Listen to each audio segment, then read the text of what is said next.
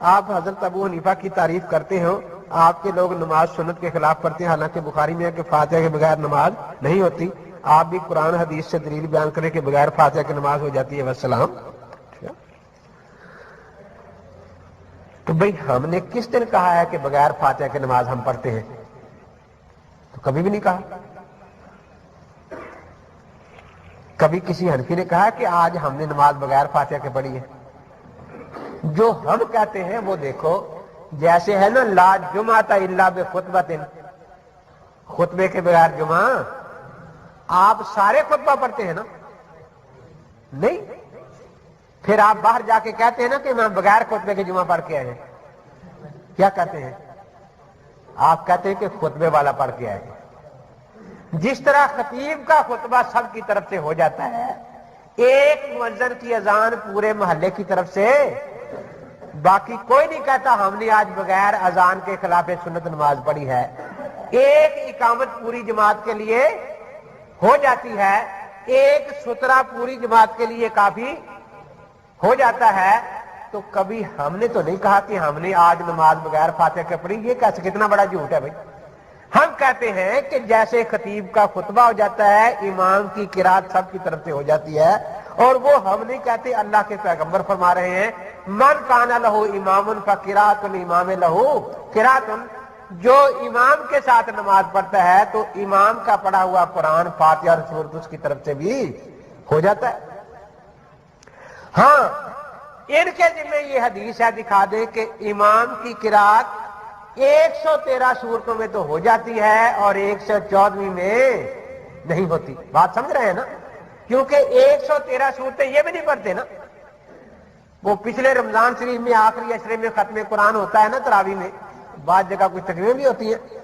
ایک جگہ میں تقریر کے لیے گیا تو ان کی مسجد بھی قریب تھی، سنا وہاں بھی ختم قرآن تھا، تو دو تین میرے ساتھ پھر رہے تھے، آج ہی ہمارے ہاں بھی ختم قرآن ہے۔ میں نے کہا کیا ہے جی؟ ختم قرآن۔ میں نے کہا ختم قرآن یا ختم فاتحہ؟ کہ جی کیا مطلب؟ میں نے کہا آپ نے تو فاتحہ پڑھی نا امام کے پیچھے، قرآن تو پہلے اکیلے امام نے پڑھا بیچارے نے۔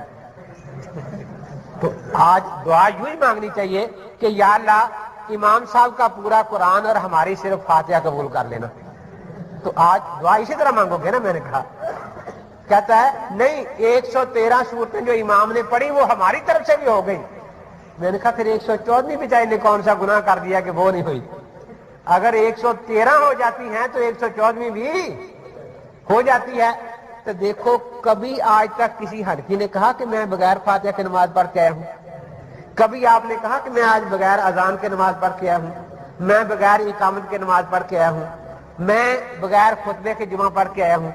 تو ہم تو کہتے نہیں، پتہ نہیں ہمارے ذمہ جھوٹے الزام کیوں لگا دیے جاتے ہیں۔ تو بھئی ہم اپنے مسئلہ کا ذمہ دار ہیں، اس کے نہیں۔ آپ کی فقہ حنفی تعریف ہے، حالانکہ فقہ حنفی میں گندے ترین مسائل ہیں، مثلا ماں بہن سے نکاح کر لو تو حد نہیں، حالانکہ زانی پر حد شرعی ہوتی ہے۔ جواب دے کیا؟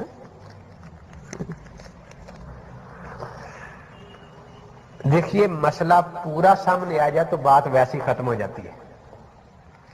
ہماری فقہ حنفی کا مسئلہ یہ ہے کہ ماں بہن سے نکاح کرنا بہت دور کی بات ہے، صرف کوئی اتنا کہہ دے کہ بہن سے نکاح جائز ہے، وہ اسی وقت کافر ہے، مرتد ہے، واجب القتل۔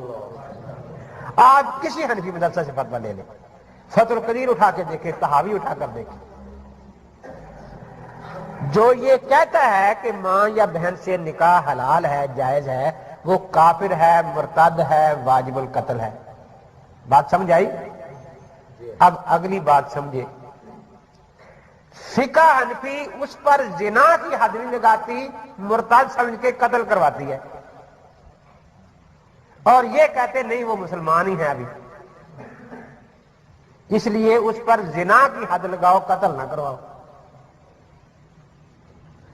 در مختار کے الفاظ ہیں وَيَكُونُ التَّعْزِيرُ بِالْقَتْلِ كَمَنْ وَجَدَ رَجُلٌ مَعَ امْرَأَةٍ لَا يَحِلُّ لَهُ۔ ابو داؤد میں بھی یہی سزا ہے قتل کی۔ حضرت ابو بردہ بن نیار کو حضور پاک نے بھیجا کہ فلاں آدمی کو قتل کر دو، اس نے اپنی باپ کی بیوی سے نکاح کیا ہے۔ تو قتل کرنا زنا کی حد نہیں ہے، ارتداد کی حد ہے۔ अब ये कहते हैं कि अगर किसी गैर मुकल्लिद ने अपनी बहन से निकाह कर लिया तो दोनों को 100 जूते मार के छोड़ दो ताकि दूसरी से भी कर ले फिर। और खुदा न खास्ता अगर फिका हनफी का कानून लागू हो गया, उसी वक्त दोनों को कत्ल कर दिया, तो बाकी बहनें किसका मुंह देखेंगी? तो गैर मुकल्लिदों की पैदावारी बंद हो जाएगी, कहां से होंगे पैदा? इसलिए वो बेचारे तंग हैं। अब देखिए पूरा मसला सामने अगर बताएंगे, एक दफा दो मौलवी साहबान आ गया, 10-12 साथ और दुर्रे मुख्तार खोल के बैठ गया। जी लिखा है कि हद नहीं। मैंने कहा आगे कुछ लिखा है कि लिखा है ताजीर है। मैंने कहा कितनी ताजीर लिखी है? 2-3 थप्पड़ मारना कहता है। मैंने कहा लिखा है यहां कि नहीं इतनी होती है ना। मैंने कहा ये कानून की किताब है, यहां इतना आ गया कि हद नहीं। इससे अगला बाब ताजीर का है, मैंने खोल कर दिखाया, लिखा है कि कत्ल किया जाएगा। वो जो 10-12 था इसी किताब में लिखा है। मैंने कहा ये खुद लेके आया, इसी में लिखा हुआ है हमारी किताब में। तो ये अब तक झूठ बोलते रहे हमारे पास कि ये उनकी किताबों में ऐसे मसाइल लिखे हुए हैं। मैंने कहा बात सिर्फ यही है, फिर हद ना होने का मतलब भी समझे कि हद ना होने का माना क्या होता है। रावलपिंडी के मुनाजरे में इन्होंने यही इबारत पेश की। इसी किस्म की बातें करते रहते हैं। हद ना होने का माना कभी तो कहते हैं जायज है और कभी कहते हैं कि गुनाह नहीं। तो मैंने वहां भी पूछा था, आपसे ही पूछता हूं, उलमा हजरात भी मौजूद हैं, कि भाई अगर कोई आदमी शराब पी ले तो कितने कोड़े हद है? जी सरऊंची कह दे 80 कोड़े है ना हद। और अगर कोई पेशाब पी ले फिर कितने कोड़े हद है? नहीं। अब अंदाजा लगाओ कि शराब पर हद है, पेशाब पीने पर किसी हदीस में हद नहीं। मैंने कहा या हदीस सुनाओ कि हद है और या फिर पी के दिखा दो आज। क्योंकि आपका मतलब ये होता है ना कि हद अगर ना हो तो काम जायज है। तो देखिए पूरा मसला हमारा यही है कि अगर निकाह को सिर्फ जायज कह दे वो उसी वक्त काफिर है, मुर्तद है, वाजिबुल कत्ल है। उलमा हजरात मौजूद है, फतुल कदीर में लिखा है। किसी हमारे मदरसे से फतवा मंगवा ले, वो कहते हैं कि ये हुर्मत कत्ल है और इसका इनकार करने वाला काफिर, मुर्तद, वाजिबुल कत्ल है। दूसरी बात आपसे पूछता हूं कि नमाज 5 वक्त फर्ज है ना, इसका हिसाब होना है जी। वो तो आई नहीं इनको। तो यहां किसी ने निकाह किया है मां या बहन से जो रुका आ गया जी?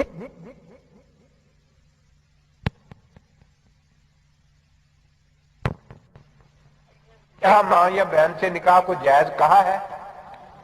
नहीं कहा ना। किसी ने उसका निकाह किया है तो अल्लाह के बंदो तुमसे पूछा ये जाना है जो तुम कर रहे हो। नमाज सबसे पहले पूछी जानी है, वो नमाज सिखा दो कि क्या है और किस तरह पूरी नमाज पढ़ी जानी चाहिए।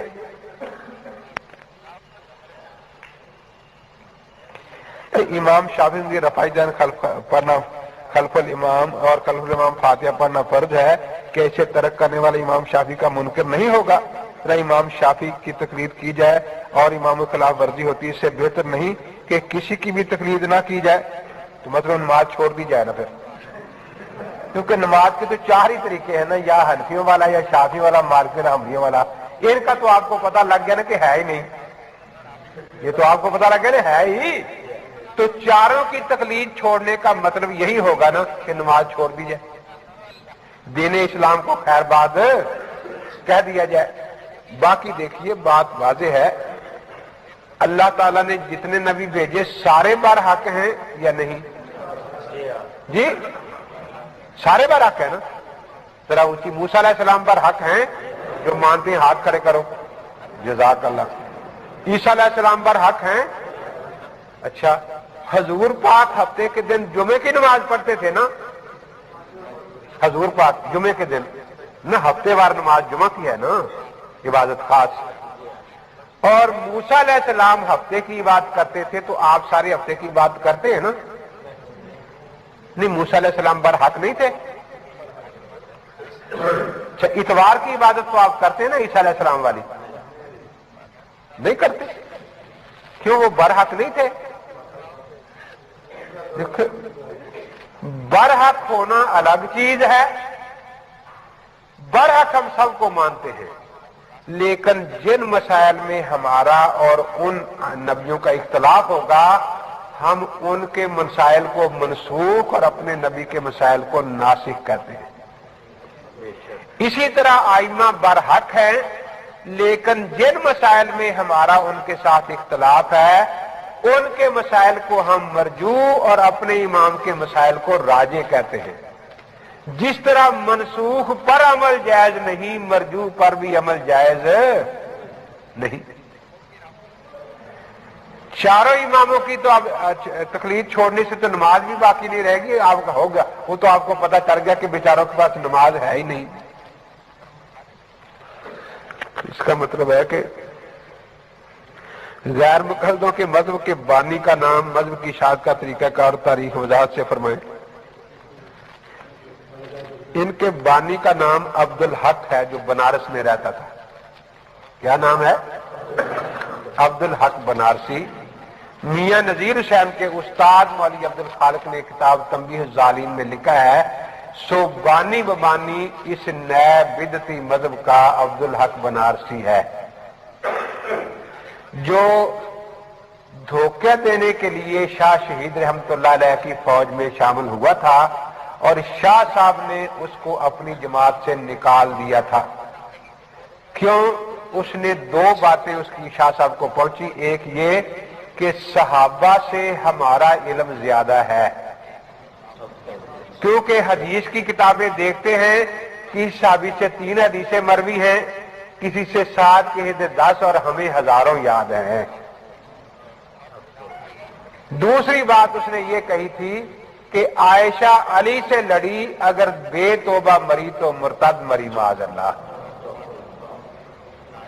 ये एक दूसरे का इल्म नापने की इनको आदत होती है। आम तौर पर कहते हैं कि इमाम अबू हनीफा को 3 हदीसें याद थी, कोई कहता है 11 याद थी, और कोई बड़ा ही एहसान करे ना इमाम साहब पर तो कहता है 17 याद थी, जो बड़ा एहसान करता है। मैं कहता हूं फिर मुनकरीन हदीस सच्चे हैं। कौन सच्चे हैं? क्यों? अगर इमाम साहब को 17 याद थी तो फिर 18 किसी को याद नहीं थी उस जमाने में। बिल्कुल पक्की बात है। क्यों? उमवी हुकूमत की भी कोशिश यही थी कि इमाम अबू हनीफा वजीर कानून बन जाए, काजुल कजा का ओहदा ले लें। अब्बासी हुकूमत की भी पूरी कोशिश ये थी कि इमाम साहब ये ओहदा संभाल ले। तो हुकूमत अपनी रियाया में जो सबसे थोड़ा पड़ा हो उसको वजीर कानून बनाती है ना। सबसे ज्यादा जी, सबसे ज्यादा। तो अगर कोई 18 हदीसें जानने वाला होता तो हुकूमत को क्या जरूरत थी इमाम अबू हनीफा की मिन्नतें करने की? भाई वो एक तो कहने लगा, जाट था ना, वो जाटों के जवाब जाटों वाले होते हैं। उसने कहा कि 3 हदीसें अबू हनीफा को आती थी। कहता शुक्र करो, नफल पढ़ो जाके। फिर किस बात पर? कि 3 आती थी, 1300 साल नहीं तुम्हें निकलने दिया। 1300 साल बाद पैदा होगा ना फिरका इनका। अगर 4 आती होती तो क़यामत तक ना निकलते तुम, कहता दुनिया में। तो शुक्र करो 3 आती थी। अगर 4 आती होती। अब यह कि इमाम साहब को आती कितनी थी? इमाम साहब का वसीयतनामा छपा हुआ है वसाया इमाम आजम के नाम से। कुछ शागिर्दों को वसीयतें फरमाई हैं, कुछ अपने बेटे हम्माद को वसीयतें लिखी हैं। जो बेटे को वसीयत फरमाई है, 21 नंबर वसीयत यह है, बेटा अहले सुन्नत वल जमात मसलक पर कायम रहना, यही हक और निजात पाने वाली जमात है। 23 नंबर वसीयत क्या है? इमाम साहब ने बेटे को 5 हदीसें सुनाई। कितनी? फरमाया बेटा हमारे पाक पैगंबर ने फरमाया है कि मुसलमान वो है सच्चा कि उसके हाथ और जुबान से किसी मुसलमान को तकलीफ ना पहुंचे। पहली हदीस सुनाई। दूसरी हदीस सुनाई कि हजरत पाक ने फरमाया बेटा अल्लाह के पाक पैगंबर फरमा गए हैं, वो कभी सच्चा मोमिन नहीं हो सकता कि खुद पेट भर के सोए और हमसाया उसका भूखा हो। तीसरी हदीस सुनाई कि बेटा हजरत पाक ने फरमाया है अपने भाई के लिए वही बात पसंद करो जो तुम्हें अपने लिए भी पसंद हो। फिर चौथी हदीस सुनाई कि बेटा, हजरत पाक ने फरमाया है इस्लाम की अच्छाई और खूबी यह है कि ला यानी कामों और बातों को इंसान करे। फिर पांचवी हदीस सुनाई और फरमाया कि अल्लाह ने फरमाया है कि हलाल खुला खुला पता है कि ये चीज हलाल है, हराम भी सबको मालूम है, बाद चीजों में कुछ शुबा होता है, दीन बचाना है तो शुबे वाले चीजों से भी बचना। ये 5 हदीसें सुनाकर इमाम क्या फरमाते हैं, बेटा इन 5 हदीसें को आईने की तरह अपनी जिंदगी में यूं सामने रखना और इन पर अपने अमाल का मुहासबा करते रहना। ये 5 हदीसें उन 5 लाख हदीसों का निचोड़ है जो मुझे याद है। ये 5 हदीसें कितनी हदीसों का निचोड़ है? 5 लाख हदीसों का निचोड़ है जो मुझे याद है। एक कहने लगा जी उनको हदीस कम आती थी, इमाम बुखारी को तो 3 लाख आती थी, कोई कहते 6 लाख आती थी, इनको 3 आती थी, उनको 6 लाख आती थी। मैंने कहा फिर हमें क्या फायदा, जिसको 6 लाख आती थी एक रकात का नमाज का तरीका तो बता के नहीं गया हमें, और जिसको 3 आती थी सारी नमाज पढ़नी सिखा गया। तो हमें तो नमाज पूछी जानी है ना, तुम्हें नमाज पढ़ी थी या नहीं पढ़ी थी, तो हमें तो वो 3 वाला ही अच्छा है ना, बेशक उसे एक ही आती होती, लेकिन जब हमें खुदा की इबादत का मुकम्मल तरीका बता के गया है और उनकी किताब में एक रकत का भी मुकम्मल तरीका नहीं है, तो हमें किसके पास जाना चाहिए, जो पूरी नमाज सिखा है या जो तकबीर तहरीमा से भाग जाए? क्या ख्याल है? मौलाना ने जो आपको वाकया सुनाया उसमें यह भी था जो मुझे सुनाया पहले कि मौलवी मोहम्मद याह्या साहब ने नमाज पीछे पड़ी हनफी इमाम के, बाद में लौटाई।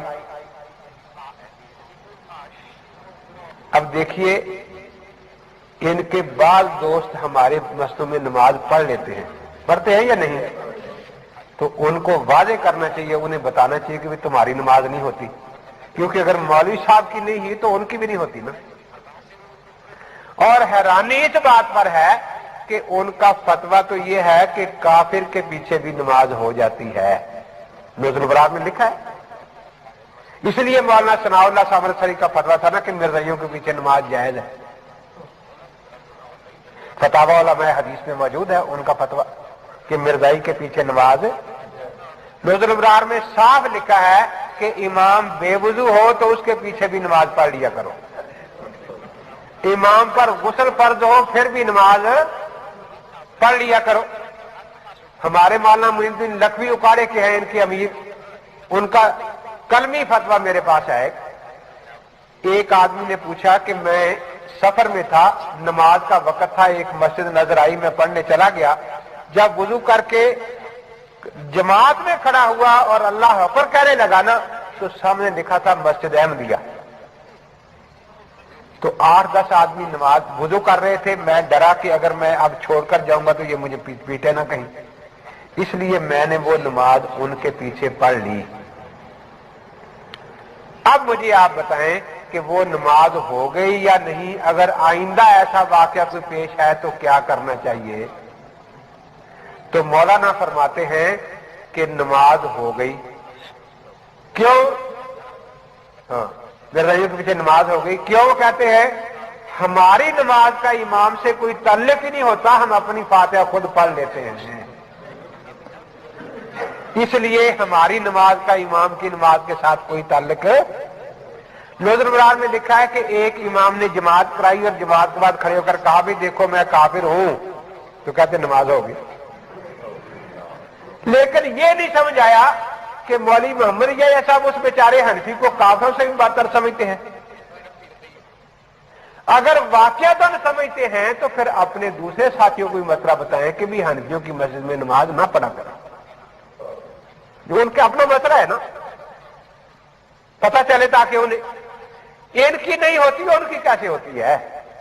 और अगर उनकी हो जाती है तो इन्हें भी कम से कम चलो घर आके दोहरा देते, लोगों के सामने तो ऐसा ना करते ना। जिस मजहब का मसला हो कि काफिर के पीछे भी नमाज जायज है, उसको नमाज दोहराने की क्या जरूरत है।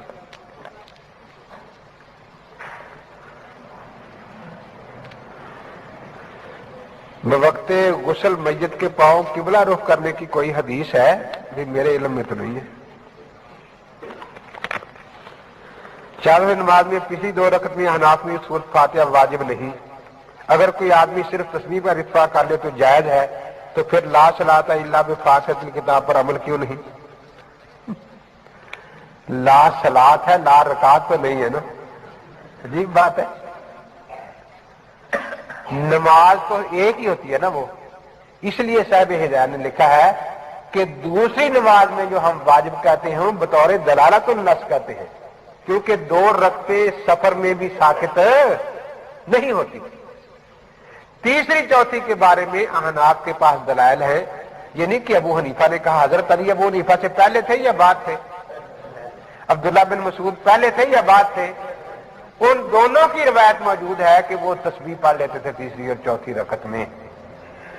और हमारा मसला क्या है कि पहली दोनों में वाजिब है, तीसरी चौथी में सुन्नत है।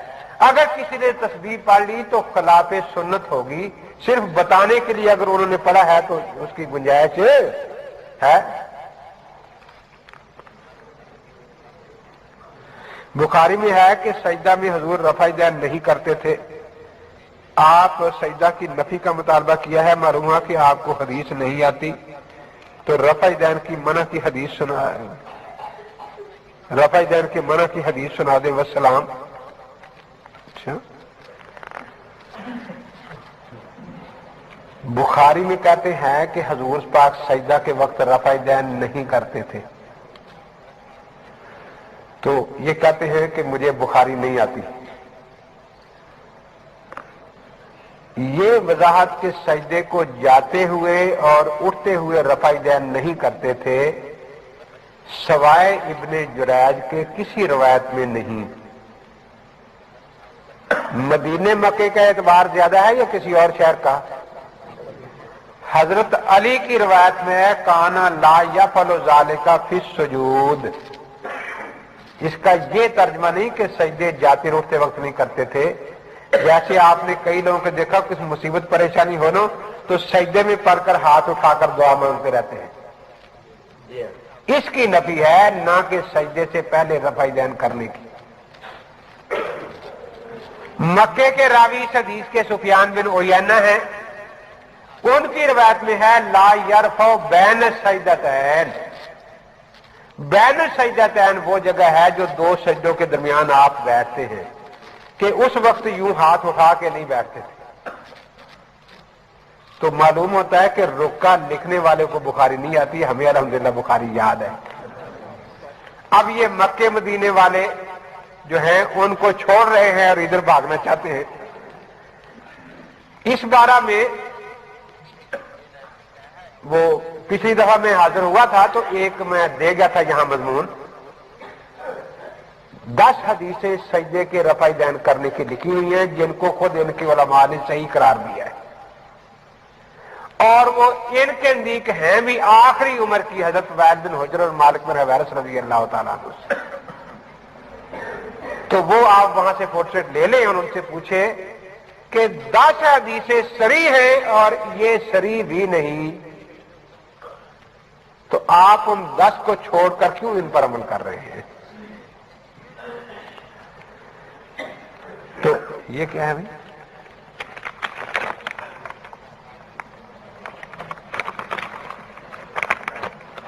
कहते अखबार है जिसमें आपका मुनासिब फरार जो सिंध लालू कोर्ट में होना करार पाया था, आपका फरार लिखा है। अगर ये गलत है तो अखबार पर केस हर्जाना कर सकते हैं ताकि गलत चीज न शाये करें।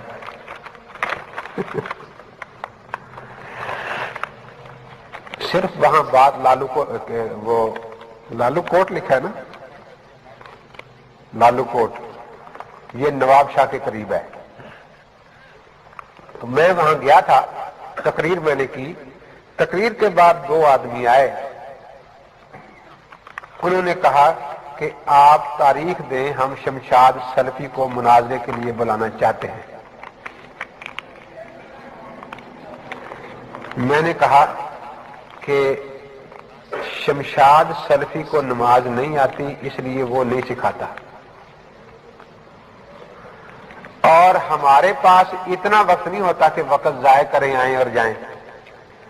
آپ اسٹامپ پر لکھ دیں کہ اگر شمشاد سلفی پوری نماز نہ سکھا سکا تو ہم حنفی ہو جائیں گے، اور میں بھی لکھ دیتا ہوں کہ اگر اس نے پوری نماز سکھا دی تو میں غیر مقلد ہو جاؤں گا۔ جب میں نے یہ کہا تو ان کے رنگ پھک ہو گیا، کیونکہ پتہ انہیں بھی تھا۔ تو یہ بات وہاں ہوئی ہے، اس سے زیادہ اور کوئی بات ہوئی ہی نہیں۔ اب دیکھو، لالو کھیت میں تقریر کرنے کے لیے گیا تھا نا، وہاں میری شادی کر دیتے کسی اپنے گھر میں وہاں رہ جاتا، چلو نہ آتا واپس، آخر تقریر کر کے گھر تو جانا ہی ہوتا ہے نا۔ اب میں جہاں سے تقریر کر کے گھر جاؤں، پیچھے سے اشتہار شائع کر دے کے فرار ہو گیا، تو بھی کیا کیا جائے؟ تو اس کا بھی ان کو حل ہونا چاہیے نا، حکیم صاحب کو پتا ہوگا اس کا کیا حل ہوگا۔ تو اس لیے ان کا طریقہ کار یہی ہوتا ہے کہ اس قسم کے غلط اشتہارات دیتے رہتے ہیں۔ میں آپ کو ایک ہی بات بتا دیتا ہوں، مجھے پوچھنے کی ضرورت ہی نہیں، میرا چیلنج ہے کہ ان کو نماز نہیں آتی، حدیث سے اپنی نماز ثابت ہے۔ یہ کسی مناظرے کی کیسٹ آپ کو سنا دے کہ اس میں تکبیر تحریمہ سے لے کر سلام تک انہوں نے نماز ثابت کر دی ہے، تو یہ جیتے میں پکا ہارا۔ بات سیدھی ہے نا، مجھے پوچھنے کی ضرورت نہیں۔ اور اگر یہ تکبیر تحریمہ سے ہی بھاگ جاتے ہیں جیسے یہاں بھی بھاگ گئے، تو پھر مجھے بتائیں تھے کہ ہارے ہم کس بات پر؟ دیکھو نا، اب میں کہہ دوں وہ بھاگ گئے، وہ کہے یہ بھاگ گیا، تو برابر بات رہے گی نا۔ بات تو ہے نماز کی۔ اگر وہ کوئی کیسٹ کسی مناظرے کی سنا دے جس میں انہوں نے تکبیر تحریمہ سے لے کر سلام تک اپنی مکمل نماز صرف حدیث سے دکھا دی، پھر مجھے پوچھنے کی بھی ضرورت نہیں کہ آپ ہارے تھے یا نہیں، بلکہ پھر تو مجھے یہ رکا لکھو کہ تو ابھی تک غیر مقلد کیوں نہیں بنا۔ ٹھیک ہے نا؟ لیکن اگر کوئی وہ ایسی کیسٹ نہ دکھا سکے تو پھر آپ ان سے پوچھیں کہ بھی کس بات پر ہارا ہے، وہ پتہ تو چلے گا۔ سب سے پہلے نماز کا حساب ہونا ہے نا۔ جی جی 12 سال ہو گئے، ابھی تک انہوں نے جواب جی 12 سال ہو گئے، 6 حدیثیں پوچھی تھی، اور آج تک ان میں سے ایک حدیث بھی بشیر حکیم صاحب سے ایک حدیث بھی آج تک نہیں آئی۔ میں 3-4 دفعہ پہلے بھی میں نے یاد دہانی ان تقریروں میں بھی کرائی تھی کہ اب اتنے 12 سال کے بعد اگر وہ حدیثیں مل گئی ہوں تو بھی ابھی دے دیں ہمیں، اور اگر نہ دیں تو بھی آپ سے پوچھتا ہوں، مولانا بیٹھے ہیں، کہ جب تک میرا قرض ان پر ہے جنازہ جائز ہوگا ان کا؟ جی تو بھائی اور کوئی ڈر نہیں تو جنازہ ہی جائز کرا لو اپنا، وہ حدیثیں ہمیں دکھا دو تاکہ میرا قرض جو ہے وہ اتر جائے اور آپ کا جنازہ جائز، ورنہ میں تو آپ کی قبر پر بھی کھڑا ہو کے کہوں گا کہ جنازہ نہیں ہوا، یہ لوگ میرے مقروض مرے ہیں، جنازہ نہیں ہوا۔ تو مقصد میں جو عرض کر رہا ہوں وہ یہی ہے کہ ہم الحمدللہ اہل سنت والجماعت ہیں، ہمارے امام کی پیش گوئی قرآن پاک میں موجود ہے۔ شاہ فہد مکے سے جھوٹ شائع کر رہا ہے یا سچ بات شائع کر رہا ہے؟ اس میں 2 جگہ میں نے آپ کو پڑھ کے سنایا، شاہ فہد کی اس پر مہر لگی ہوئی ہے کہ واقعتاً اب مخالف جو بات اب مان رہا ہو وہ سچی ہوتی ہے یا نہیں۔ تو سیدنا امام اعظم ابو حنیفہ رحمۃ اللہ تعالی علیہ، اللہ تبارک و تعالی نے جو ان کو شان عطا فرمایا ہے اس کو اب کوئی چھین نہیں سکتا۔